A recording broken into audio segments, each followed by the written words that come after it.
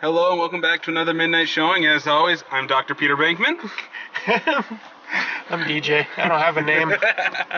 And we just got out of the Ghostbusters reboot. God, I wish this was a reboot book. It feels... I thought it was going to feel more like a sequel. It almost felt more like a remake. Yeah, no, this was an homage. This was completely 100% remake, reboot, so they could sell toys to us. Which, that was basically the whole point of the first one, too. But here... It would have been better if this was like a handing the torch story. Yeah. Where the old team was just getting tired and they wanted to retire, so they were new people. They were just working in the background and training the new people. That would have worked out a hell of a lot better than the stupid cameos they gave them inside this movie. God, these cameos. Bill Murray's was probably the best one. Yeah. But, God. He was the longest one. Yeah, then they killed him, and then that just took all sympathy from me.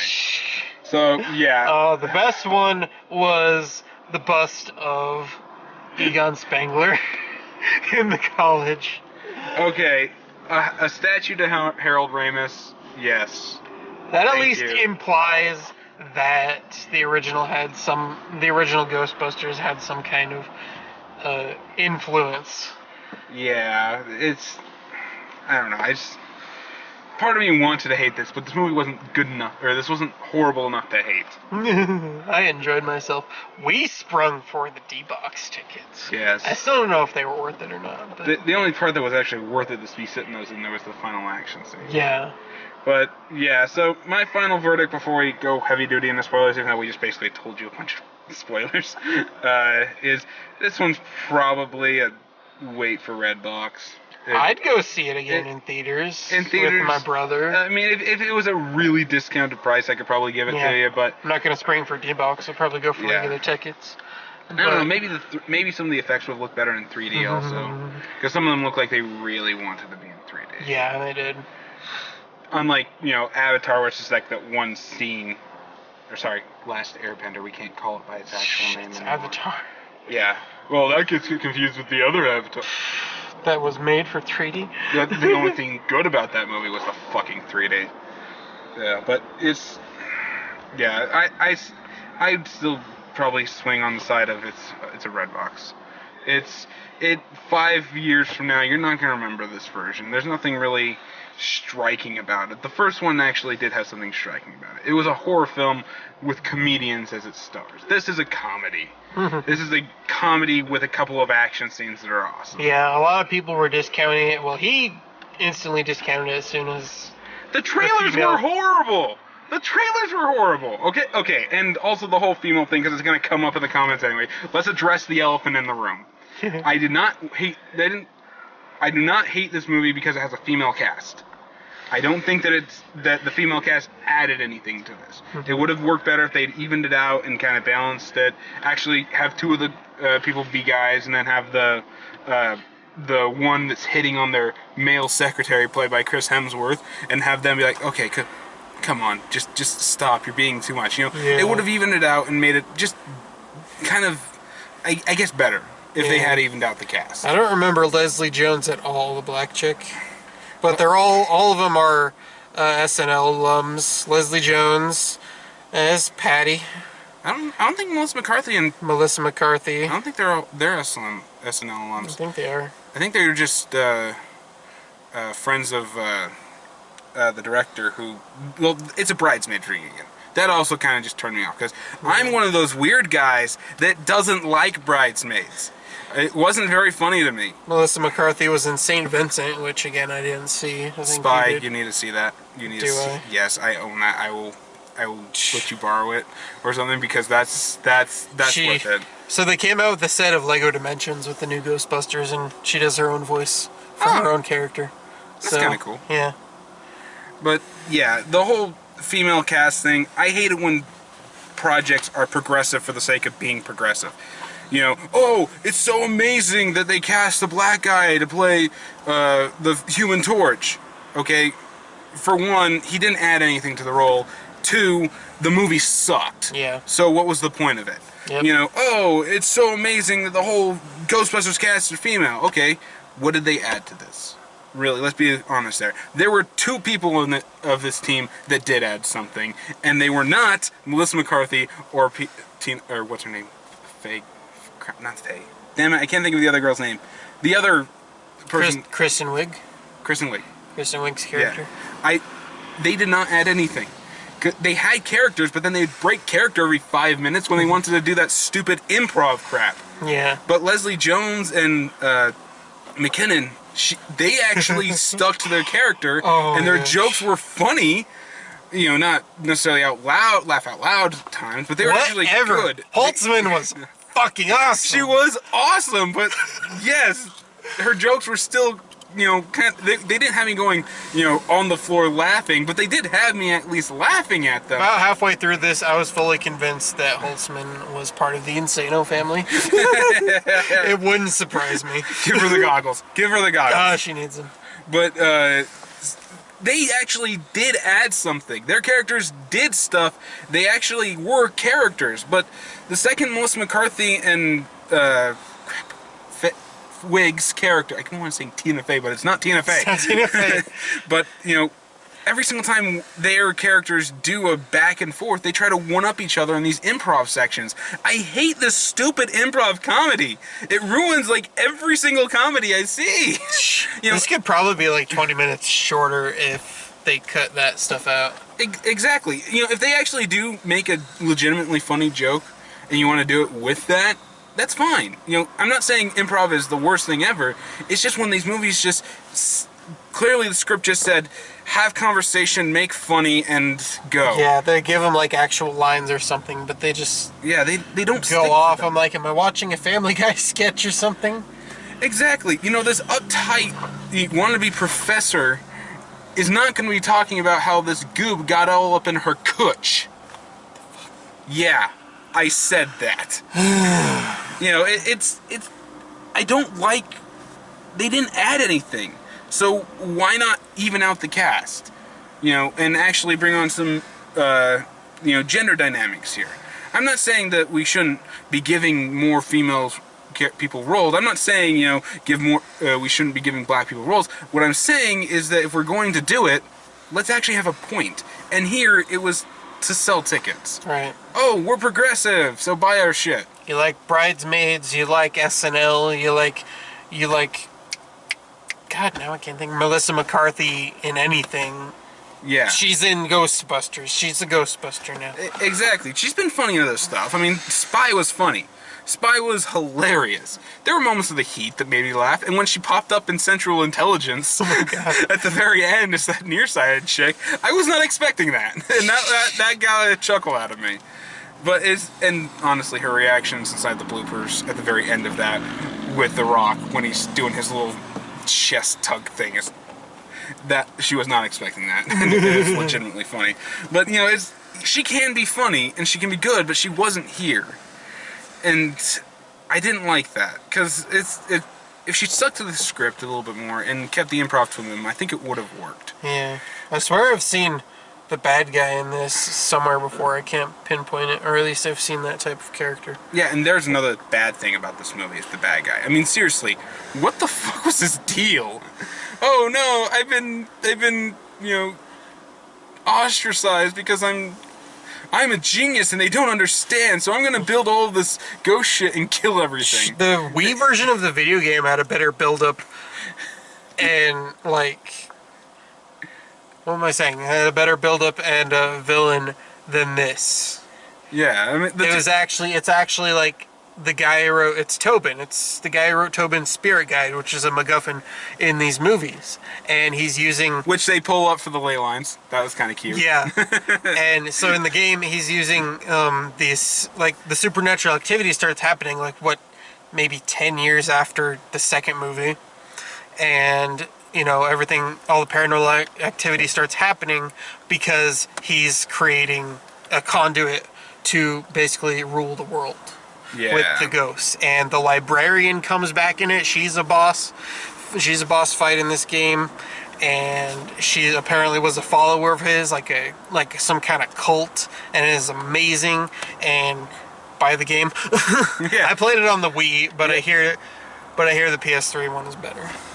Yeah, which I really and want to get into. compare to this in the movie. Our bad guy wants to kill everything because he wasn't respected for being a genius. Neil Casey, he's an SNL alum. Yeah. Yeah, and it's just some guy. I mean, comparing it again to the original, which you kind of have to. It's a reboot. You have to compare it to the original because it's going to happen regardless of whether it's not. Yeah.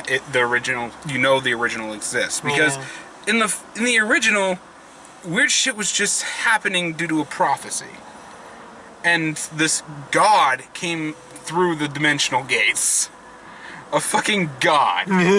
These guys who literally just built a laser pack and decided, I think I'll just do whatever I'm just gonna go take some ghosts out, are now fighting a god to save the planet.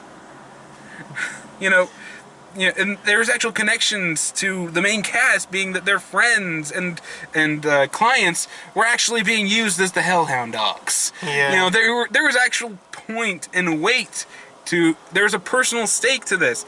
Here, it's just some guy who read their book. Yeah, I'm seeing like a bunch of independent projects. Apparently, he was the director of Inside Amy Schumer, which is a show with Amy Schumer. Yeah. The League, Veep. Yeah, well, bunch of stuff if you're like wondering that. what the plot is basically the first movie, except instead of, a god coming through, it's a guy who's making devices that amplify paranormal activity to charge the ley line so he can create a vortex to the other side and release a bunch of ghosts. That's basically it. Destroy the world because he was ostracized. Because I'm a genius and you don't understand. It's amazing. At first I thought I was going to get vibes from the dude in the second movie that releases Vigo. Yeah. But his hair looked very much like that. I wouldn't be surprised if they did his makeup with that in mind. And honestly, this movie was best when it was trying to distance itself from the original.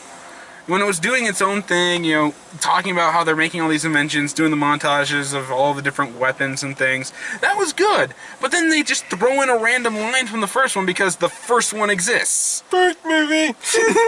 Yes. Except the first movie was good. The first movie was really good. And hell, Ghostbusters 2 actually isn't that bad of a film. It's not.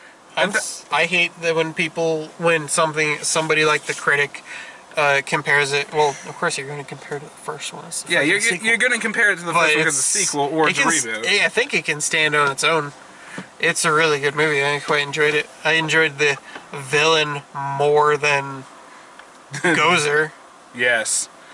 I love the Stay Puft Marshmallow Man because it's just so hilarious, and that was the point. But Vigo does more. Vigo and his little minion do more. They're actually working towards a plan. There is actual something going on. Those were the vibes I got from this guy, especially when he did become a ghost. Mm-hmm. And when he actually turned into their logo. Yeah. I'm not gonna lie. That was a great homage. Yes, oh my gosh. That was actual animation, like hand-drawn animation. Yeah, in this CGI fest, we have a hand-drawn thing. I'm like, what the fuck just happened? Yeah. And I loved Chris Hemsworth in this. Rowan.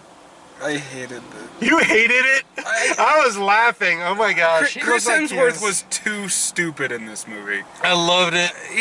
At first it becomes, oh, that's cute, and oh, that's kind of funny, and then it's like, how are you not dead yet? How do you know how to ride a motorcycle? Yeah, how would you... Not possessed by a ghost. How would you know how to ride a motorcycle? Because he clearly said that he can't ride the motorcycle unless the body knows. Yeah. So he somehow knows how to ride a motorcycle, but he can't remember if he likes coffee or not, so he's always drinking it and spitting it up. Yeah.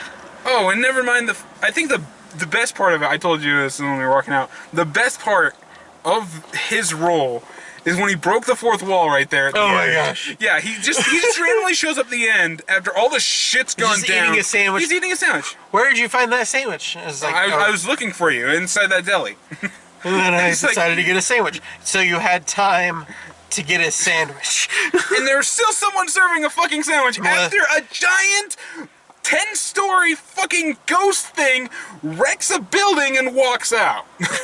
McCarthy grabs it and just throws it. Is like, a little help here. All of a sudden, it just flies up. It just flies up back into his hand. It's clearly one of the crew who's filming this just throws him his sandwich back. And it's just like, clearly a fourth wall joke. That was funny. But the rest of the time, I'm just like, dude, how? Just stop. There's stupid, there's cartoonishly stupid, and then there's you. Yeah. Because he got grating on me, which... during the credits, so when he's possessed and all the ghosts are coming out, he freezes, like the military coming in, and he uses his powers and freezes them into this position. Yeah, okay, for one thing, why did he do that? Second thing, if he could do that, why didn't he do that to the Ghostbusters? Exactly.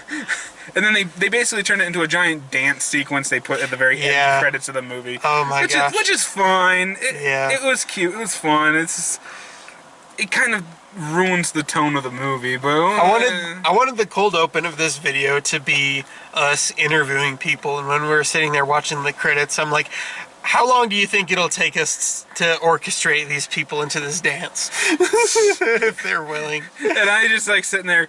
It's not gonna happen. Not gonna happen. I want to do interviews, but he got a text, and we got to pick up his brother after this. So we got to end up going pretty quickly. It's just this movie is I don't think it's very good. I don't think it's very good. It's not the worst thing I've seen in the world. It's not God's Not Dead 2. It's not Norma the fucking North. It's not bad because there's female people wearing jumpsuits that you can buy at fucking Spirit Halloween. It's not bad. It's just... The first one is not only better, but his sequel, which people say is far worse, is still better than this. There were some good effects. The effects in this were good. The acting was solid from basically everybody. I'm not going to say it turned into a bad performance. I just didn't like some of their performances. Yeah. I judge these things on the experience of going. I love going to movies with you. I legitimately had fun with this. I wouldn't pay for D-Box tickets to something like this again. But it was just, we needed to experience the D-Box at some point. Yeah. But we wanted to go to Godzilla with it, but we never got the chance to. Yeah. But I really enjoyed the movie. I'd go see it in theaters again. I'll probably buy the movie. Granted, I don't think Godzilla would have been good in D-Box either. Yeah. With how many times they cut away from the monster. Yeah. That might not have been worth it. Yeah. I liked this movie. I was excited for it. I didn't discount it immediately just because it's an all-female cast or because it's CG. Because this trailer sucked. I knew. I liked the trailer. At least when the ghost showed up. The only joke in the trailer that I laughed at was the same one inside there when the ghost plants itself on Leslie Jones's shoulders. I'm good. Don't tell me. Yeah. I'm good. I'm just gonna tired. I'm gonna go home. Gonna go home. I knew back in 2014 when they announced they were actually going through with it, and Melissa McCarthy was involved in it, that it was going to be a CG fest, because at this point that's what this would turn into, because they've done it something like this before with remakes.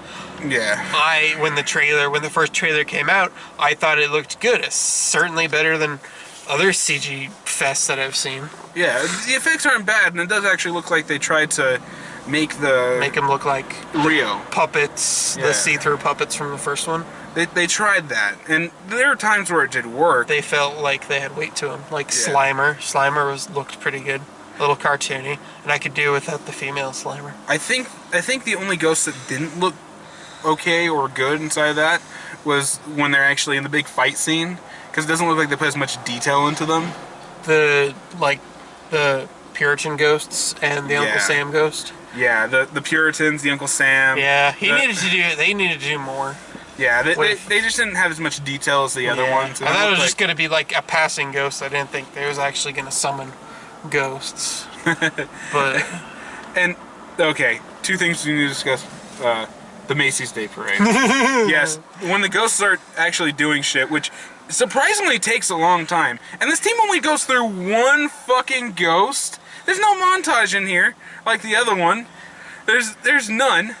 So yeah, they go through one ghost and suddenly they're experts. But once all the ghosts actually start breaking out of this vortex and shit, they got a Macy's Day Parade going with ghost balloons. Yeah. And somehow they are like regular balloons because you can pop them with a fucking Swiss Army knife. A couple of them remind me of the ghosts or the balloons that the Joker had in the first Batman movie.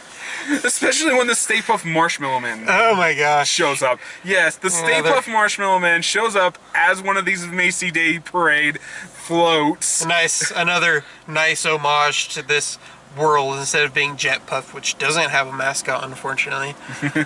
That in this world, Stay Puft Marshmallows are a thing, and naturally they would have a balloon to honor the character, like they have like Garfield and Pikachu and Mario And Random Dragon. Yeah. Oh, and old guy with creepy beard.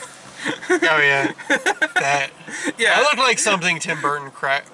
That looked like one of the dolls they made in Nightmare Before Christmas. Exactly. It's just like, what the fuck was that? Yeah. It's not bad sequence and whatnot. I did like McKinnon's line inside of it. It's like, oh, guys, this is exactly how I dreamed I'd die. Yeah. Smashed underneath a giant marshmallow man. That's how you dreamed you'd die. That's how Holtzman thinks. Don't judge fucked up dreams. Which it's fine. But I still think that was bad because I could see the damn parade when they started doing the big overshot of the city. You could see it like going right there when you're supposed to be looking over here. I'm like, God damn it. And then they walk past. I'm like, yeah, I knew they were going to do that. I knew it. But then Holtzman's fucking awesome fight sequence. Yeah, I wanted to when see. she pulls up laser whips. Yeah. You think that they're actually like blasters. No, they're fucking handles for laser whips. I wanted to see more from these weapons. We saw them using training. Melissa McCarthy gets this like power glove, this ghost power glove, and she can. Every time she like makes a fist motion, it charges up and shoots out a little energy ball. So literally, pew pew pew pew pew pew. Patty, the black chick, gets the ghost shredder. Which she uses it once and it gets smashed. I did not like that. Yeah. I wanted her to like get this vortex and just like start sucking up an entire group of them. Yeah.